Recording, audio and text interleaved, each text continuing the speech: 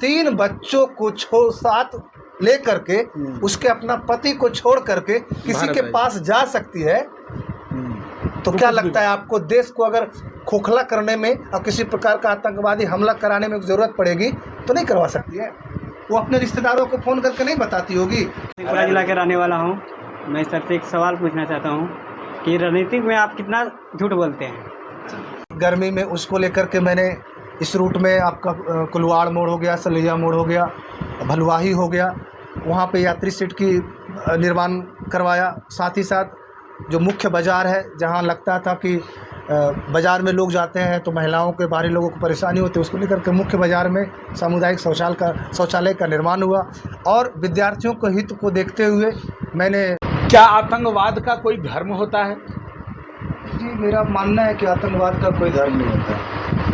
आतंकवाद किसी भी धर्म का नहीं होता है, किसी भी जाति का नहीं होता है। अपराधी और आतंकवादी सिर्फ आतंकवादी होता है। ना उसके लिए कोई उसका जाति है, ना उसके लिए कोई उसका धर्म है, ना तो उसके लिए कोई उसका। हमारे देश के साथ गलत हुआ है, हमारे लोगों के साथ गलत हुआ है, दर्द है हमें, निश्चित भगाया जाए, कोई वीज़ा की जरूरत नहीं है। लेकिन जो बिना वीज़ा के रुका हुआ है, क्या उस पर शक नहीं बनता है? बिल्कुल बिल्कुल। वो जो महिला 3 बच्चों को साथ ले करके उसके अपना पति को छोड़ करके किसी के पास जा सकती है, तो क्या लगता है आपको देश को अगर खोखला करने में? शेखपुरा जिला के रहने वाला हूँ। मैं सर से एक सवाल पूछना चाहता हूँ कि राजनीति में आप कितना झूठ बोलते हैं? बोले कि स्वच्छ राजनीति करना चाहिए, तो ठीक है, स्वच्छ राजनीति करेंगे, लेकिन सरकार फिर जैसे जिला परिषद हो या मुखिया हो तो उनके लिए वेतन उतना तो नहीं देती है कि जितना में उनका रोजी रोटी चल सके। फिर भी मुखिया लोग या फिर जिला परिषद बहुत ज़्यादा ऐश में रहते हैं, तो वो पैसा कहाँ से आता है? और फिर स्वच्छ राजनीति का फिर बात कैसे करते हैं? नमस्कार, मैं हूं प्रेम कुमार और आज मैं एक स्पेशल वीडियो शूट करने जा रहा हूं।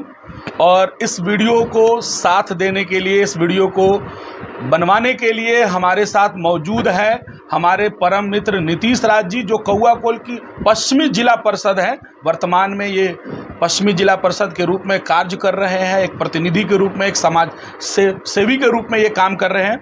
और आज इनसे हम बातचीत करेंगे और बातचीत के दरमियान जानेंगे कि आखिर कुछ मुद्दों पर इनका क्या विचार है, क्या ये राय रखते हैं अपने। तो सबसे पहले नीतीश जी, आपका स्वागत है हमारे चैनल में और बहुत बहुत थैंक यू कि आपने समय दिया और यहाँ पर आप पहुँचे। बहुत बहुत धन्यवाद। द आइडिया लाइफ कोचिंग के संचालक प्रेम सर, साहिब भाई, नीतीश भाई एवं यहाँ पे सभी उपस्थित मेरे सभी विद्यार्थियों को शुभकामनाएं। सबसे पहला सवाल है कि आजकल एक बहुत ज़ोरों से मुद्दा चल रहा है। मुद्दा क्या है? वो हकीकत है, और वो हकीकत मुद्दा ये है कि अभी पिछले कुछ दिन पहले हमारे देश के कश्मीर के पहलगाम में आतंकवादियों के द्वारा कुछ पर्यटकों को, 26-27 पर्यटकों को गोली मार दिया गया। तो पहलगाम घटना के बारे में आप क्या कहना चाहते हैं, ये बताइए। पहलगाम घटना को आप किस तरह देखते हैं? जी, पहलगाम घटना सबसे ही कायराना घटना है। ये देश के लिए बड़ा ही हृदय विदारक घटना था। जो एक मासूम परिवार जो पूरी तरह से अपने बच्चों और अपने परिवार के साथ में वहाँ छुट्टियाँ बिताने के गए थे, और इस तरह की कायराना हरकत को जितनी भी निंदा की जाए वो कम। क्या आतंकवाद का कोई धर्म होता है? जी, मेरा मानना है कि आतंकवाद का कोई धर्म नहीं होता है। आतंकवाद किसी भी धर्म का नहीं होता है, किसी भी जाति का नहीं होता है। अपराधी और आतंकवादी सिर्फ आतंकवादी होता है। ना उसके लिए कोई उसका जाति है, ना उसके लिए कोई उसका धर्म है, ना तो उसके लिए कोई उसका परिवार है, ना ही तो उसके लिए कोई संसार है।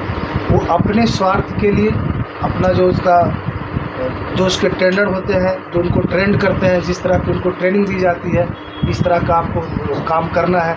आप देखते होंगे अगर कई एक बार कि अगर आतंकवाद का कोई धर्म होता और परिवार होता और जात होता तो मानव बम खुद में बम लगा करके उड़ जाते हैं। जब ये सोचता कि मैं खुद मर रहा हूँ, मैं दूसरों को मारने जा रहा हूँ, लेकिन मैं खुद मर रहा हूँ, तो उसके लिए कोई परिवार नहीं है, कोई धर्म नहीं है, कोई जाति। लेकिन सवाल तो उन्होंने किया था कि क्या आप हिंदू हैं, और हिंदू होने के कारण उनको शूट कर दिया गया।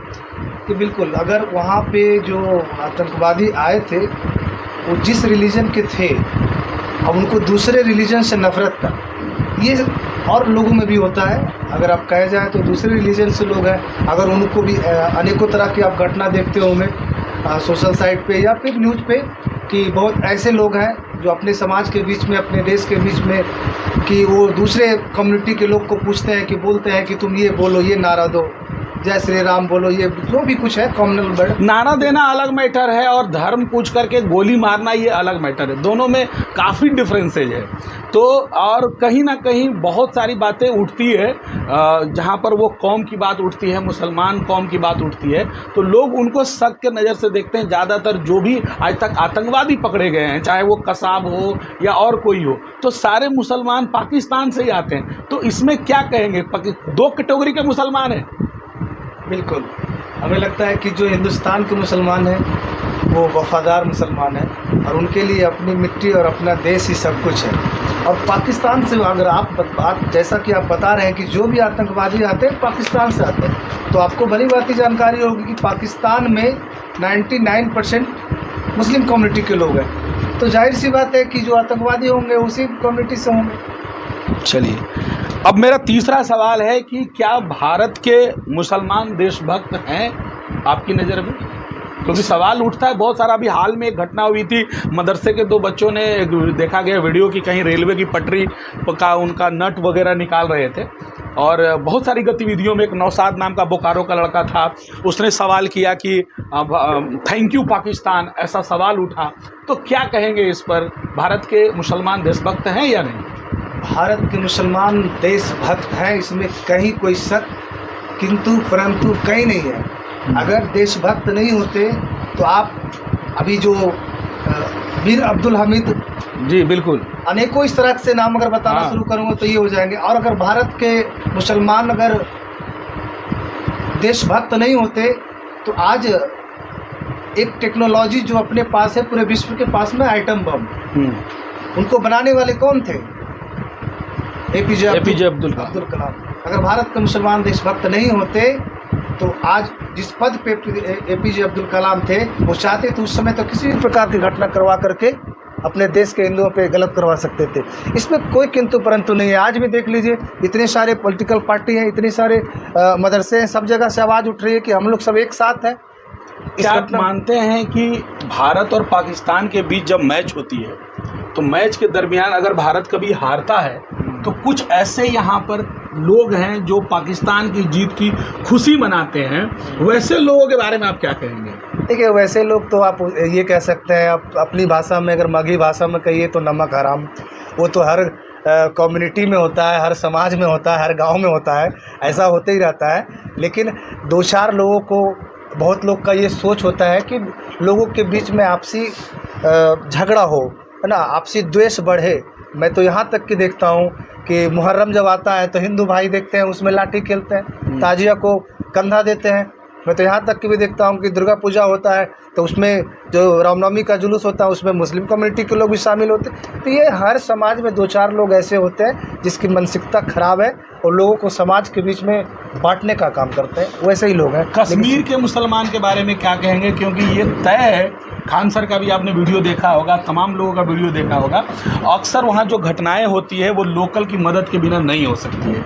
और वहाँ हमेशा आपने ये भी देखा है कि हमारे सेना के जवानों पर भी पत्थर बरसाए गए हैं, उनको कार्य करने से रोका गया है। तो वहाँ के मुसलमानों के प्रति आपका क्या राय है? देखिए, कश्मीर के मुसलमान सभी को शक की निगाहों से देखना उचित नहीं है, लेकिन एक होता है जिस वेशभूषा में और जिस ढांचे में आप डाल रहे हो, अगर आपके विद्यार्थी आप यहाँ पे बुला रहे हो, उसको आप एक बात पढ़ा रहे हो कि नहीं हमारा देश ये है, हमारे देश में जो है सभी धर्मों का सम्मान है, हिंदू हो, मुस्लिम हो, सिख हो, ईसाई हो। लेकिन अगर इन्हीं विद्यार्थियों को आप प्रत्येक दिन ये सिर्फ समझाओ आप कि नहीं तुम सिर्फ हिंदू हो, तुमको मुस्लिमों से नफरत करना है, तुमको ईसाइयों से नफरत करना है, तो निश्चित मानिए कि कुछ ही दिनों के बाद में ये विद्यार्थी, इनके माइंड में इतना सेट हो जाएगा कि बाहर जाकर के मुस्लिमों को देखना पसंद नहीं करेगा, ईसाइयों को देखना नहीं पसंद करेगा।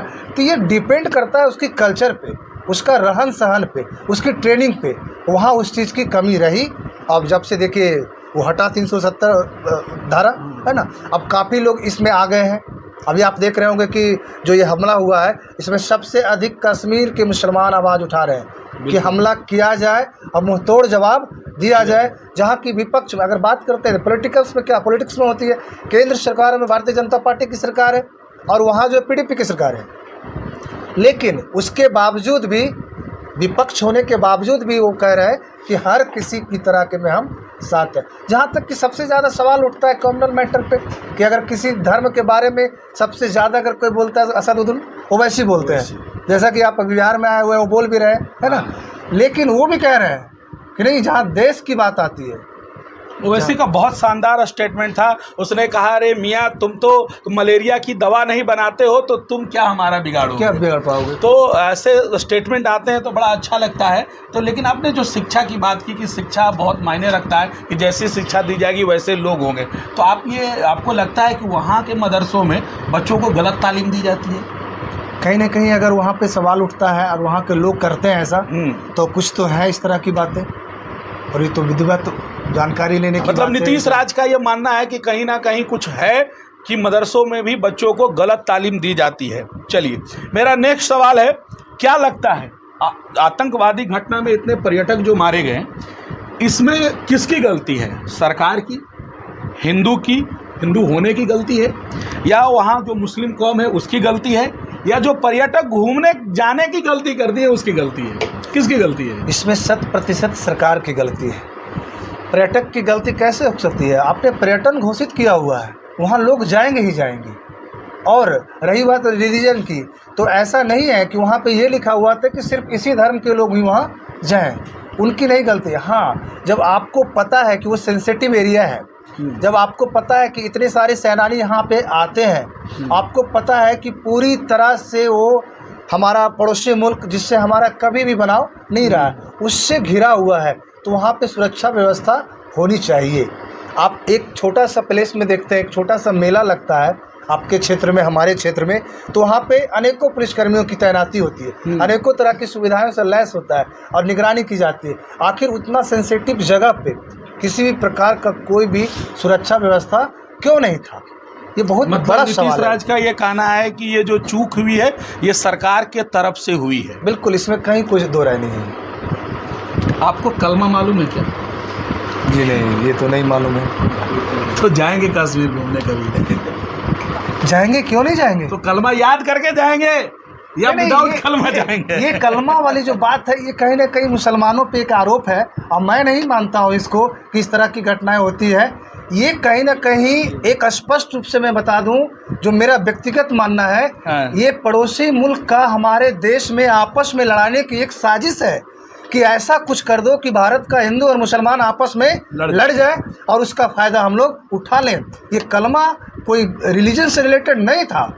क्या सारे मुसलमान जितने भी कलमा पढ़ते हैं, जितने भी कुरान पढ़ते हैं, वो सबका कत्ल किए फिरते हैं? यही तो आपका कैमरामैन दिल से शाहिद है। सामने अगर ये चाहता तो यहाँ पे कलमा पढ़ा करके सबको काट दिया होता। ये बिल्कुल गलत है। अच्छा, जो माहौल अभी चल रहा है लड़ाई वाली, जंग, तो क्या लगता है भारत पाकिस्तान के बीच जंग होनी चाहिए? बिल्कुल होना चाहिए। हमें लगता है कि जितना बर्दाश्त कर चुके हैं, अगर किसी भी चीज़ को आप बर्दाश्त करते जाएंगे, जब बर्दाश्त की सीमा हद हो जाती है, और वो भी उससे जो हमारा किसी भी लेवल में नहीं है। अरे भाई, हम तो कहते हैं जितना बेरोजगार नौजवान हमारे देश में है, आदरणीय मोदी जी, भारत सरकार से मैं निवेदन करता हूं कि जितना बेरोजगार लड़का है, छोड़ दीजिए हमारे सेना को, अभी रेस्ट करने दीजिए। अच्छा, सभी नौजवानों को बोल दीजिए कि जा करके जाओ बॉर्डर पे। आप देखिएगा कि नक्शा नहीं रहेगा 10 दिन के अंदर पाकिस्तान का।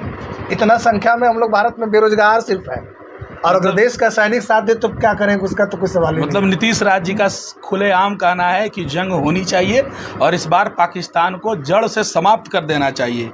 एक अगला सवाल मेरा है, मोदी जी जंग करेंगे क्या, या फिर ये जुमलेबाजी कर रहे हैं? आपको क्या लगता है, क्योंकि आप थोड़े विरोधी पार्टी के हैं? देखिए, मैं जहाँ देश की बात आएगी तो ना तो मैं किसी धर्म का हूँ, ना तो मैं किसी पार्टी का हूँ, ना तो किसी जाति का हूँ। सबसे प्राथमिकता हमारा देशभक्ति और देश है। और हमें लगता है कि अगर हम बोलेंगे तो हो सकता है आप इसको अलग वे में जोड़ सकते हैं, पॉलिटिक्स भाषा में। क्योंकि आप कैसे जंग कर सकते हैं? एक तरफ आपने घोषणा किया कि कोई भी पाकिस्तानी भारत में नहीं रहेगा, आज कितना हो गया, 13 दिन हो गया। और हो सकता है कि आपके विद्यार्थी लोग, चाहे आप सोशल मीडिया पे चलाते होंगे, तो सोशल मीडिया हैंडल पे मेरा आज ही का पोस्ट था। हमें पता भी नहीं था कि आपका ये सवाल रहेगा, लेकिन हमारा आज ही का पोस्ट था, है ना। मैंने देखा है हाँ। कि 13 दिन हो गया है, 13 दिन हो गया। अल्टीमेट था 24 घंटा से 48 घंटा के अंदर में सारे पाकिस्तानी पाकिस्तान चले जाए। फिर क्या कर रहा है सारा पाकिस्तानी यहाँ भाई? कौन रोक रखा है, क्यों रोक रखा है? अरे जो वीजा वाला है उसको तो आप भगा रहे हैं, और जो बिना वीजा वाली है सीमा हैदर को, उसको काहे नहीं भगा रहे हैं? कौन सा प्रेम आप पर है भाई? जो वीजा से आया है उसको वीजा आपने रद्द कर दिया कि नहीं? चलो ठीक है, मैं इसके साथ हूँ, क्योंकि हमारे देश के साथ गलत हुआ है, हमारे लोगों के साथ गलत हुआ है, दर्द है हमें, निश्चित भगाया जाए, कोई वीजा की जरूरत नहीं है। लेकिन जो बिना वीजा के रुका हुआ है, क्या उस पर शक नहीं बनता है? बिल्कुल बिल्कुल। वो जो महिला 3 बच्चों को साथ ले करके, उसके अपना पति को छोड़ करके किसी के पास जा सकती है, तो क्या लगता है आपको देश को अगर खोखला करने में और किसी प्रकार का आतंकवादी हमला कराने में ज़रूरत पड़ेगी तो नहीं करवा सकती है? वो अपने रिश्तेदारों को फ़ोन करके नहीं बताती होगी कि मोदी जी की रैली आज यहाँ हो रहा है? वो नहीं बताती होगी कि इधर से आओगे तो यहाँ पे बैरिकेड नहीं लगा हुआ है? मतलब नीतीश जी का कहना है चाहे कोई हो, पाकिस्तानी अगर इस देश में है वो तो फौरन इस देश को छोड़कर चला जाए। बिल्कुल, छोड़कर भगाया जाए, और नहीं जाता है तो उसको ज़बरदस्ती भगाया जाए, नहीं जाता है तो उसको यहीं दफनाया जाए। मतलब सीधा कहना है नीतीश जी का कि अगर पाकिस्तान के लोग जो यहाँ रह रहे हैं, अगर पाकिस्तान वापस नहीं जाए तो तमाम लोगों से ये गुजारिश कर रहे हैं कि अपने गांव में ही दफना दे। क्या ये थोड़ा? मैं सरकार से गुजारिश करता हूँ, अच्छा, लोगों से नहीं है ना? मैं लोगों से किसी को नहीं कहता हूँ, मैं सभी लोगों से निवेदन करूँगा, किसी भी प्रकार का गतिविधि में कोई भी लोग शामिल ना हो, ना ही किसी के साथ में गलत करने की कोशिश करें। मैं सरकार से निवेदन कर रहा हूँ, जो सरकारी तंत्र है, जो सरकार का एक नियम है, कानून है, उसके हिसाब से कार्य। उन महिलाओं के बारे में क्या कहेंगे जो यहाँ की होकर पाकिस्तान में शादी की है? और काफ़ी ऐसी महिलाएं हैं और यहीं रह रही हैं, और पाकिस्तान में उनके शौहर है, और काफ़ी बच्चे यहाँ पल रहे हैं, और उन्होंने वीज़ा वगैरह पासपोर्ट मतलब चेंज भी नहीं किया। देखिए, जैसे वो शादी कर लिए पाकिस्तान में, तो हमारे देश का जो एक नियम है कि जहां आप शादी किए जिस लड़की का, आप वहां का नागरिक हो गए, तो उनको बाइज्जत उनको वहां अपना ससुराल भेज दिया जाए, अपने परिवार के पास रहें। चलिए, जनता के लिए नीतीश राज क्या किए हैं सरकारी फंड से? उसके लिए तो लिस्ट लाना पड़ेगा। ऐसे कुछ भी 2-4 अगर कुछ ऐसे कार्य जो अपने क्षेत्र में आपने सरकारी फंड से किया हो तो उसके बारे में चर्चा कीजिए, क्योंकि सवाल उठाना लाजमी है, क्योंकि नेता है। बिल्कुल। और मुझे हमें लगता है कि मैं हमेशा कहता हूँ कि सवाल मुझसे किया जाए, है ना। जनता के लिए अनेकों कार्य हुए हैं, जैसे कि आप हमारे क्षेत्र में एक नावाडी गाँव है ना, वहाँ पे एक गली है जिसमें PCC की बहुत ज़रूरत थी, आवश्यकता, तो वहाँ किया। हमारे क्षेत्र में हमारा नेटिव विलेज बिशनपुर है, तो वहाँ 2 गली बहुत जर्जर स्थिति में थी, उसमें PCC की आवश्यकता थी, वो मैंने किया।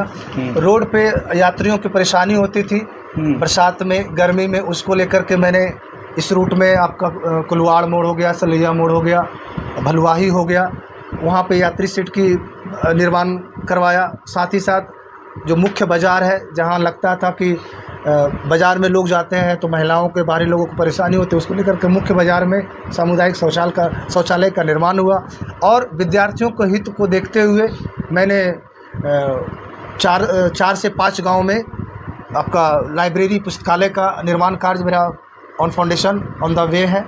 ये सारा कार्य चल रहा है। वैसे लिस्ट रहेगा तो, और पेयजल की सुविधा के लिए हमारे क्षेत्र में से हो गया, बिना फंड से आपने कुछ किया? सरकारी योजना से बोला है। हाँ, मैंने ये मतलब वो दोनों जानकारी मैं आपसे मांग रहा हूँ। एक जानकारी आप जो दिए वो आप हो गया आपके फंड से, सरकारी फंड से।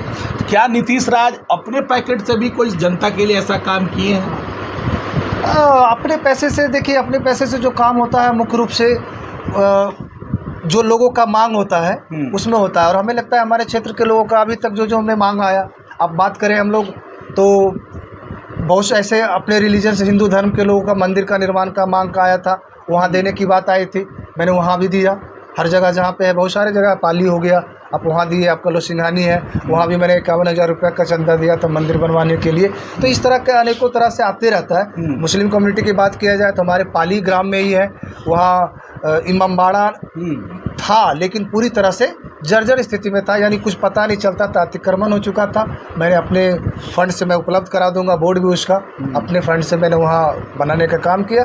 और इस तरह का कोई भी कार्य विद्यार्थियों का अगर आता है, अगर विद्यार्थियों के आता है, जैसे अक्सर बुक्स की ज़रूरत है, कॉपी कलम की ज़रूरत है, वो करता हूँ। बहुत सारा ऐसे विद्यार्थी आता है उनको एडमिशन्स की ज़रूरत होती है, आर्थिक स्थिति से वो कमज़ोर होते हैं, तो मैंने उस बच्चों का आर्थिक मदद करने का काम करता हूँ। बहुत सारे ऐसे विद्यार्थी हैं जो खेलने के लिए, उनको फुटबॉल की आवश्यकता होती है या बैट बॉल की आवश्यकता होती है, बैडमिंटन की आवश्यकता, तो जिस प्रकार से रिक्वायरमेंट होता है, मैं जिस लेवल में हूँ, जिस लायक हूँ, मैं कोशिश करता हूँ कि करता रहूँ। अभी गद्दा वाला खूब मैटर चल रहा है और काफ़ी नेताओं का वीडियो वायरल चल रहा है, तो क्या नीतीश राज के पास गद्दा का डिमांड आया, और वो अगर आया तो क्या उसको नीतीश राज पूरा किए कि नहीं? जी नहीं, हमारे पास कहीं नहीं आया, नहीं तो कहीं अगर कोई है आपके तो क्या चाहते हैं, अगर पब्लिक जो देख रहे हैं इसको, तो वो गद्दा का डिमांड आपसे कर सकते हैं क्या?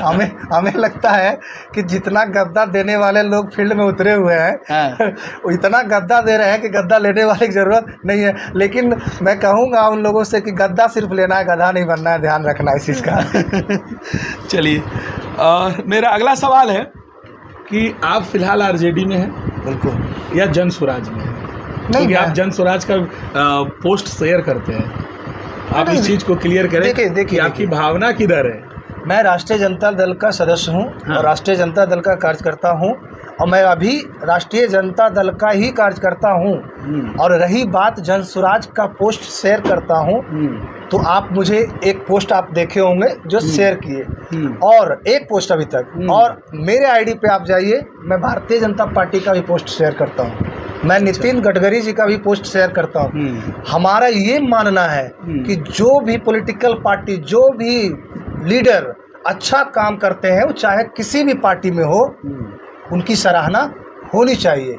और जो भी पॉलिटिकल लीडर, पार्टी अगर किसी भी पार्टी में हो, अगर वो गलत बोलते हैं तो उनका विरोध होना चाहिए, चाहे वो हमारी पार्टी को हो या दूसरी पार्टी। ये मेरा। आरजेडी में आपको कितनी आस्था है, कितना लगाव है आरजेडी से? आरजेडी के लिए क्या कर सकते हैं आप?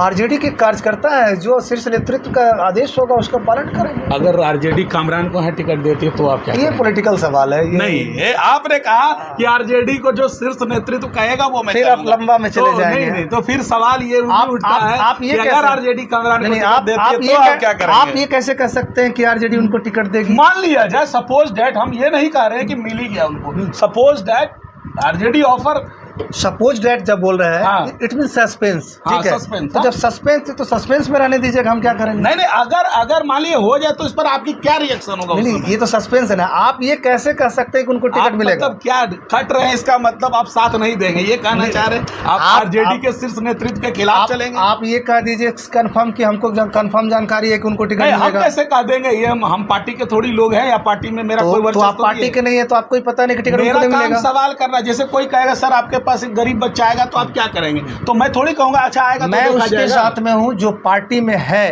और पार्टी में रह करके पार्टी को साथ दिया है, मैं उसके साथ हूं। और जो पार्टी में रह करके पार्टी के साथ गद्दारी किया है, मैं उसके साथ नहीं रहूंगा। मतलब आप कामरान जी के साथ नहीं है? फिर वही सवाल। तो कहने का मतलब आपको क्या? जवाब तो यही है कि मैं पार्टी के साथ हूं और राष्ट्रीय जनता दल के साथ, और राष्ट्रीय जनता दल में रह करके पार्टी हित में जो काम किया, मैं उसके साथ रहूंगा। और राष्ट्रीय जनता दल में रह करके जो पार्टी हित में विरोध किया, भीतरघात किया, गद्दारी किया, मैं उसके साथ नहीं रहूंगा। आपको जो भीतरघात लग रहा है कि अगर वो किए हैं, तो क्या ये शीर्ष नेतृत्व को पता नहीं है? बिल्कुल जानकारी है। तो जानकारी है तो टिकट तो नहीं मिलना चाहिए उस हिसाब से? बिल्कुल नहीं मिलना चाहिए। और फिर भी अगर मिल जाता कैसे तो मिल जाएगा? फिर भी आप मैं दोनों बात बोल रहा हूँ कि शीर्ष नेतृत्व को अगर जानकारी है, उनको पता है कि हमारे साथ भीतरघात हुआ, हम लोग को पूर्ण विश्वास है शीर्ष नेतृत्व कोई गलत डिसीजन नहीं लेंगे। मान लिया जाए अगर हो जाता तो आपका क्या रिएक्शन? ऐसा होगा ही नहीं। देखिए, इस सवाल का जवाब देने से आप बच रहे हैं। ऐसा होगा ही नहीं, पार्टी को पता है, पार्टी के कार्यकर्ता। चलिए, कोई बात नहीं है। बंगाल में जो हिंदुओं पर अत्याचार हुआ, जो कांड हुआ, उसको आप किस नज़र से देखते हैं? सवाल पत्रकार महोदय बोल दिया आपको। चलिए, पत्रकारिता कर रहे हैं। हाँ, ये सवाल बिल्कुल ही गलत है कि वहाँ हिंदुओं पर अत्याचार हो रहा है। वहाँ पर अभी बहुत सारे वीडियो जो वायरल हुआ। मुझे जानकारी नहीं थी कि ये सवाल भी आएगा। वीडियो वायरल हुआ था। उस वीडियो में आपने ये देखा कि उसमें 7 ऐसे लड़के हैं जो हिंदू लड़के हैं और वो नकाब पहन करके और टोपी पहन करके उस भीड़ में हमला कर रहे थे। उस पर क्या कहेंगे आप? अच्छा, मतलब आपके कहना अनुसार है कि कुछ हिंदू लड़के भी उसमें पार्टिसिपेट शामिल है, ऑन रिकॉर्ड है। ना तो उसको उर्दू आ रहा है, ना तो उसको बंगाली आ रहा है, वो हिंदी बोल रहा था। और आपको जानकारी होगी, आप निकाल लीजिए नेट पे, अगर नहीं तो हम प्रूफ एविडेंस भी आपको दे देंगे, चला दीजिएगा उस पर आप लगा करके। वो सारे लड़के बिहार के थे, 7 लड़के हैं उसमें। मतलब ऐसे लोग हैं हमारे समुदाय में भी जो हमारे समुदाय में नहीं, हमारे समाज में ये एक साजिश है, एक साजिश है लोगों को लड़ाने का, दंगा भड़काने का। तो क्या ये कोई भी नहीं चाहता इसको कह सकते हैं? पूरे भारत में कोई हिंदू, मुस्लिम, सिख, ईसाई कोई नहीं चाहता है कि आपस में हम झगड़ा करें। सभी लोग चाहता है कि सुखी संपन्न से रहें, अच्छा जीवन जिए, अच्छा परिवार के साथ में अपना जीवन बिताएं। कुछ लोग हर जगह होता है और कुछ लोग यहाँ भी होगा, ये चाहता है कि आपस में सब मिलकर के रहें। इसको राजनीतिक रूपरेखा बिल्कुल, इसको एक प्री प्लानिंग राजनीतिक इसको कहा जा सकता है। अब हमारे बीच में कुछ बच्चे हैं और बच्चों का कुछ सवाल होगा। सबसे पहले बोले कि स्वच्छ राजनीति करना चाहिए, तो ठीक है स्वच्छ राजनीति करेंगे, लेकिन सरकार फिर जैसे जिला परिषद हो या मुखिया हो तो उनके लिए वेतन उतना तो नहीं देती है कि जितना में उनका रोजी रोटी चल सके। फिर भी मुखिया लोग या फिर जिला परिषद बहुत ज़्यादा ऐश में रहते हैं, तो वो पैसा कहाँ से आता है? और फिर स्वच्छ राजनीति का फिर बात कैसे करते हैं? तो सवाल इनका था कि आखिर इतना जो मुखिया और जिला परिषद और बाकी जो प्रतिनिधि है, फॉर्च्यूनर, स्कॉर्पियो कहाँ से मेंटेन करते हैं जब उनको वेतन नहीं मिलता है? तो देखिए, अब जो करते हैं भाई उनसे ये सवाल बनता है। आप हमसे अगर ये करते हैं सवाल, तो हमारे पास में जो पहले का लाइफ मेरा था और मेरा अभी का लाइफ है बराबर है। और जितना मुझे मिल रहा है और जो अन्य संसाधन का स्रोत है जो अब हम लोग अपना करते हैं, चाहे वो एज ए बिजनेस के नाते हो या जो भी प्रोफेशन, अपना अलग अलग प्रोफेशन होता है, मैं उसी लेवल में हूँ। और मेरे बारे में पूरी तरह से खंगाल लीजिए कि मैं कोई हाई फाई नहीं हो गया हूँ, ना तो फॉर्च्यूनर है और ना तो हमारे पास में एक्सयूवी है, कुछ भी नहीं है। मैं सिंपल लाइफ जी रहा हूँ और सिंपल कपड़े पहन रहा हूँ और सिंपल खाना खा रहा हूँ और सिंपल घर में रह रहा हूँ। इसलिए हमारे लिए, हमको समझ में नहीं आता है कि मैं कुछ ज़्यादा इससे अर्जन हो पाता है, और ना तो मैं अर्जन किया हूँ इससे। करप्शन नहीं। मेरा क्वेश्चन यह है कि राजनीतिक में आने के लिए कितना झूठ बोलना पड़ता है? हाँ, बड़ा इंटरेस्टिंग सवाल है अमन का, है ना। राजनीति में आने के लिए कितना झूठ बोलना पड़ता है? हमें लगता है कि राजनीति में आने के लिए झूठ बोलने की आवश्यकता नहीं है। अब डिपेंड ये करता है कि आप झूठ बोलते कैसे हैं और क्यों है, और झूठ बोलना आपकी मजबूरी है या फिर आपकी ज़रूरत है। अगर आप चाहते हैं कि हम स्वच्छ राजनीति करें तो आपको झूठ बोलने की कहीं भी ज़रूरत नहीं पड़ेगी। लेकिन आप चाहेंगे कि हम स्वच्छ राजनीति ना करें, आप चाहिएगा कि जनहित के लिए, जनता के लिए आया है 500 रुपया और उसमें हमको रख लेना है 300 बांटना है 200 रुपया, तो झूठ बोलना अति आवश्यक है। और आपने जब ये सोच लिया कि नहीं, जनहित के लिए पैसा जनता के लिए आया है और उसके बीच दे देना है, कोई आवश्यकता ही नहीं पड़ेगी झूठ बोलने के लिए। आपको लगता है कि किसी का कोई काम करवा देते हैं आप, अंचल से, ब्लॉक से, हॉस्पिटल से कोई काम करवा देते हैं किसी लोगों को, तो वहाँ पे राशि नहीं दी जाती है, आपसे ऐसे फ्री में बन जाता है। अगर वहाँ लगता है कि फ्री में बनता है तो आप बोलिए कि फ्री में बनता है, हम आपको बनवा के दे देंगे। लेकिन आपको लगता है कि नहीं, इसमें 100 रुपये हमको कमाना चाहिए, 1000 कमाना चाहिए, तो आपको झूठ बोलना पड़ता है। तो डिपेंड आपको करना है कि स्वच्छ राजनीति करना है कि अस्वच्छ राजनीति करना है। स्वच्छ राजनीति अगर करेंगे तो कभी झूठ बोलने की आवश्यकता नहीं पड़ेगी, और अगर फिर वैसा राजनीति करेंगे तो अनगिनत झूठ बोलने की आवश्यकता पड़ेगी। ऊपर यहाँ देखिए, यहाँ देखिए, यहाँ देखिए। राजनीतिक में आने के लिए पहला कदम क्या है? बहुत अच्छा सवाल शिबू कुमार, और बहुत ही हमारे क्षेत्र के सुदूर इलाके से हैं, और जबकि सवाल इतना महत्वपूर्ण है कि राजनीति में आने के लिए पहला कदम क्या होना चाहिए। और उस बच्चे के मुंह से ये निकला है जो नक्सल प्रभावित क्षेत्र के नाम से पूरे बिहार ही नहीं पूरे देश में हमारा क्षेत्र जाना जाता था, और वहाँ से उठ कर के ये पढ़ाई कर रहे हैं। बहुत अच्छा, सबसे पहले इनको शुभ आशीर्वाद। और पहला कदम राजनीति में आने का उद्देश्य क्या है आपका? राजनीति में आने का उद्देश्य ये है कि राजनीतिक पार्टियों के लोग जो गलत कर रहे हैं उसको सुधारना, राजनेता बनना, समाज सेवी बनना, राजनीति में कोई पद पाना। तो डिपेंड आप पे करता है कि आप क्या करना चाहते हो। अगर आपको लगता है कि हम लोगों को मदद करें, लोगों को सहारा बने। तो उसके लिए पहले आपको स्टार्टिंग पीरियड से आप विद्यार्थी हैं तो आप किसी को मदद नहीं कर सकते, लेकिन आपके आसपास के जो भी लोग होंगे वैसे विद्यार्थी जो पढ़ाई नहीं कर रहे हैं उनके गार्जियंस को मोटिवेट कीजिए कि नहीं उसको पढ़ना चाहिए। चलिए इसको हम साथ में ले जाते हैं, साथ में पढ़ाते हैं। और चलिए हम सर से बात करते हैं, सर को बोलेंगे कि इसके पास पैसा नहीं लीजिए, या फिर सर को बोलेंगे कि और भी जो पॉलिटिकल लोग हैं, समाज सेवी लोग हैं, उनसे संपर्क कीजिए कि इनको मदद किया जाए। तो ये पहला स्टेप होगा आपको, वहीं से आप सुधार करना शुरू करेंगे। तब जैसे जैसे ऊपर लेवल पे जाएंगे फिर लगेगा और लोगों को मदद करें, आपके पास कुछ साधन हो जाएगा, संसाधन हो जाएगा, मदद करते जाएंगे तो निश्चित है आप समाज सेवी हो गए, राजनीति में एंट्री हो गया। पद पाना चाहते हैं, अच्छा बिहेव रहा, अच्छा लोगों के पास में रिस्पॉन्स रहा, बन जाइएगा। और नहीं तो दूसरा दृष्टिकोण से आप जाना चाहते हैं तो केयर करना शुरू कीजिए कि पॉलिटिकल्स लोग जो हैं, राजनेता, जनप्रतिनिधि कर क्या रहे हैं, क्या इन्होंने जो बोर्ड लगाया है यहाँ पे योजना का लिखा हुआ है 10 लाख रुपया, क्या 10 लाख रुपये की राशि का यहाँ पे काम हुआ है, नहीं हुआ है, तो उसके खिलाफ हम जानकारी लेंगे, उसके खिलाफ कार्रवाई करवाएंगे। ये हो गया। तो पॉलिटिकल्स का अलग अलग वे है, एंट्री आप वहीं से कर सकते हैं। जीवन में राजनीति का क्या महत्व है? बहुत अच्छा सवाल है आपका मनीष जी। छात्र जीवन में राजनीति का क्या महत्व है? क्या महत्व है? Politics is part of life. राजनीति हर एक व्यक्ति का जीवन का एक हिस्सा है, चाहे वो किसी भी परिवेश में हो, चाहे वो विद्यार्थी हो, चाहे वो किसान हो, चाहे वो डॉक्टर हो, वो चाहे किसी भी उसमें प्रकोष्ठ में हो। आपने देखा होगा, आप अगर पढ़ते होंगे तो कि राजनीति जो पार्टी होती है उसमें कई एक प्रकोष्ठ बनाया जाता है, युवा प्रकोष्ठ, छात्र प्रकोष्ठ, किसान प्रकोष्ठ, चिकित्सा प्रकोष्ठ। तो इसलिए बनाया जाता है कि जिस लेवल में आप हैं, जिसमें हैं, वहाँ से ही आप पॉलिटिक्स को और राजनीति को समझें, क्योंकि आगे आप ही को राजनीति करना है। तो राजनीति का बहुत बड़ा महत्व है जीवन में, हर किसी के लिए। पहलगाम में जो हमला हुआ है, अगर सरकार की दोष है तो सरकार ऐसा कौन सा कदम उठाए ताकि इस घटना को दोहराया ना जाए? कौन सी चीज़ करे ताकि ये घटना जो वापस दोहराया ना जाए? ये नीतीश सर से क्वेश्चन है मेरा। वैसे बार बार इधर सवाल सुने। वो हाँ, यही कहूँगा सरकार से कि इस तरह की दोबारा घटनाएं ना हो, उस पर सरकार को एक पहले कठोर कदम लेना चाहिए, है ना, कि जो भी उस पार से आतंकवादी आए हैं पाकिस्तान से, पहले तो उसको मुंहतोड़ जवाब दिया जाना चाहिए। उसके नज़दीकी बंकर्स जहाँ वो छुपे होते हैं, हमारे पास में इतनी टेक्नोलॉजी है, हमारे देश में इतनी टेक्नोलॉजी है कि वो पता चल सके। हमारे पास में तो इतनी टेक्नोलॉजी है कि आप देखें, हमारे अपने क्षेत्र का जो क्षेत्रीय पुलिस होता है उसके पास में इतनी टेक्नोलॉजी है कि वो बता देगा अभी आप कहाँ बैठे हुए।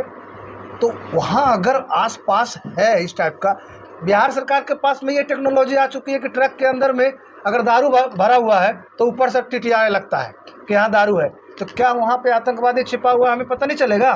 सरकार को सबसे बड़ा निर्णय उस पर हमला करना चाहिए, मुंहतोड़ जवाब देना चाहिए। उसके साथ साथ में जो भी वैसे सेंसिटिव एरिया है जहाँ पे सैलानी लोग जाते हैं, वहाँ पे सुरक्षा का व्यापक इंतजाम करने की आवश्यकता है।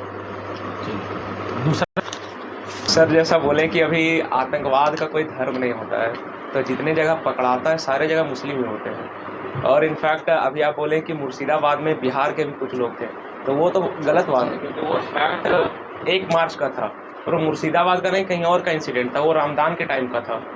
तो और दूसरा सवाल ये कि जैसे हिंदुओं का कहीं भी कोई धार्मिक स्थान होता है तो वहाँ जाने में हमेशा कहा जाता है कि पुलिस की बहुत ज़्यादा तैनाती होनी चाहिए। तो हज लोग जाते हैं तो उस टाइम पर कितने फोर्स होते हैं, वहाँ पर क्यों अटैक नहीं होते, और हिंदू के ही ज़्यादा धार्मिक स्थान पर अटैक क्यों ज़्यादा होते हैं? जी सर, जवाब दीजिए।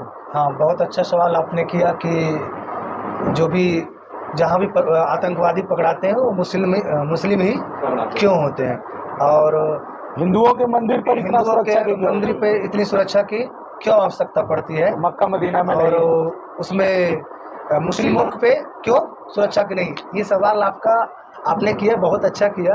आपको पता होगा अभी रामनवमी जुलूस में संभल का एक दृश्य में बताता हूँ, ठीक है, मस्जिद के बाहर में कितनी सुरक्षा की गई थी, मस्जिदों को क्यों ढका गया था?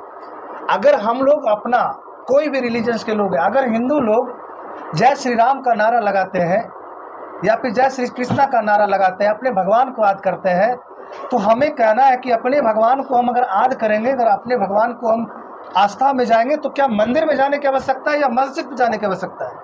मैंने ऐसे लोगों को भी देखा है कि मंदिर के पास गुजरने के बाद में उसके मुंह से ये नहीं निकलता है, लेकिन मस्जिद के पास जैसे गुजरता है तो तेज हो जाता है आवाज़। ऐसा क्यों? हमारा जो भगवान है हमारे मंदिर में है ना, हमें तो जोर से वहाँ आवाज़ लगाने की ज़रूरत है कि मस्जिद के पास आवाज़ लगाने की ज़रूरत है। और आप कहें कि सुरक्षा का व्यवस्था जो होता है हिंदुओं में मंदिर में ज़्यादा होता है, तो संभल में मंदिर क्यों, मस्जिद क्यों ढका गया? आखिर मस्जिद ढकने की आवश्यकता क्यों आ गई? अपना उनका मस्जिद है, वो अपना वो करेंगे अपना पूजा पाठ, उनका नमाज होता है करेंगे, हिंदू भाई लोग अपना करेंगे, सामने से गुजरते रहेंगे, वो सामने से गुजरते रहेंगे। लेकिन ये कहीं ना कहीं एक जो है पॉलिटिकल इसको रूप दिया जाता है और आपस में लोगों को बरगलाने की आदत है। आप देखते होंगे, दो पार्टियों की बात करें तो कुछ ऐसी पार्टी है जो मुस्लिम के अगेंस्ट एक शब्द नहीं बोल सकती है, कुछ ऐसी पार्टी है जो मुस्लिम के अगेंस्ट ही सिर्फ बोलती है। अगर आप पूछते हैं तो आप कह देते हैं कि हमारी राष्ट्रीय जनता दल जो है, आप उनसे बुलवा दीजिए एक बार मुस्लिम के खिलाफ, कांग्रेस से बुला दीजिए मुस्लिम के खिलाफ, और भारतीय जनता पार्टी में आप जाइए, भारतीय जनता पार्टी में 24 घंटा बोलना है मुस्लिम के खिलाफ। और उनके प्रवक्ता कौन है? उनके प्रवक्ता कौन है? शाहनवाज हुसैन। उनके लीडर कितने हैं? सारे मुस्लिम्स। तो ये जो है ना एक पॉलिटिकल स्टैंड्स है, और इसी को लोग इसमें उलझाया जाता है देशवासियों को, जो कि पूरी तरह से ये गलत है। और ख़ास करके इन चीज़ों पे फोकस नहीं करना चाहिए। आतंकवाद का कोई धर्म नहीं होता है किसी भी दृष्टिकोण से। और अगर आपको इस बात को लगता है तो अच्छे से अध्ययन की आवश्यकता है कि अभी मैं माइंड में नहीं है, आपने क्वेश्चन किया, अभी तत्काल की मैं बात कर रहा हूँ, है ना, कि अगर आतंकवाद का कोई धर्म होता और जाति होता तो बनारस वाले को मिश्रा जी का नाम सुना है, बड़ी फेमस है, उस पर करणी सेना का 2 हमला किया, बुरी तरह घायल किया, वो भी तो हिंदू था, ये भी तो हिंदू था। बस फर्क इतना ही था, वो भारतीय जनता पार्टी का सपोर्टर था और ये समाजवादी पार्टी का सपोर्टर्स था। तो ये इन चीज़ों का बिल्कुल मायने नहीं रखता है कि आतंकवाद का कोई धर्म होता है। तो ये थे हमारे साथ नीतीश राज, जिनसे हमने बातचीत की और काफ़ी अच्छा लगा बातचीत करके। बहुत बेबाक अंदाजों में अपने हर सवाल का जवाब दिया। बहुत बहुत धन्यवाद नीतीश जी, और उम्मीद करते हैं कि फिर हम नेक्स्ट बहुत जल्द इनके साथ किसी अन्य मुद्दे पर एक वीडियो बनाएंगे और फिर इनको बुलाया जाएगा। तब तक के लिए सबको जय हिंद।